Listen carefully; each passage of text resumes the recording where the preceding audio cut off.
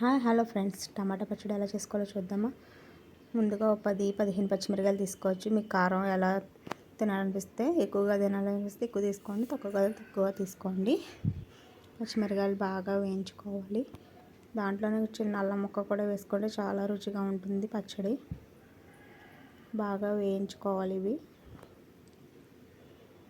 ఇవి బాగా వేయించుకున్న తర్వాత అవి పక్కన తీసుకుని పెట్టుకొని కొత్తిమీర కడిగేసుకొని శుభ్రంగా దాన్ని కూడా వేసుకోవాలి. దాన్ని కూడా బాగా వేయించుకోవాలి. దీంట్లోనే టమాటాలు కూడా వేసేసుకోవచ్చండి, రెండు కలిపి మగ్గుతాయి.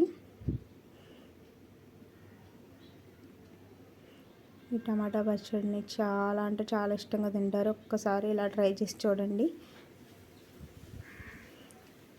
టమాటాలు దీంట్లో వేసుకొని దాంట్లోనే కొంచెం చింతపండు కూడా వేసుకోవాలి. బాగా మగ్గనివ్వాలి. టమాటా, కొత్తిమీర, చింతపండు బాగా మగ్గిపోతుంది. బాగా మగ్గిన తర్వాత గుండెలా ఉంటుంది. ఇప్పుడు మనం ముందుగా తీసుకున్న పచ్చిమిరకాయల్లోనే ఈ గుజ్జు వేసేసుకోవాలి. టమాటా, కొత్తిమీర, చింతపండు వేసి గుజ్జుని వేసుకొని దాంట్లోనే ఉప్పు,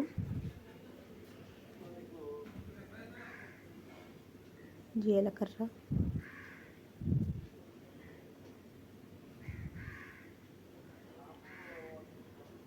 వెల్లుల్లిపాయలు కొన్ని వేసుకొని మిక్సీ పట్టాలండి. చాలా అంటే చాలా టేస్ట్గా ఉంటుంది. తాలింపు పెట్టుకోవాలనుకున్న వాళ్ళు తాలింపు పెట్టుకోవచ్చు. కచ్చి పిచ్చిగా రుబ్బుకుంటే రైస్లోకి బాగుంటుంది, ఇడ్లీలకు కూడా సూపర్ ఉంటుందండి. మీరు ట్రై చేయండి ఫ్రెండ్స్.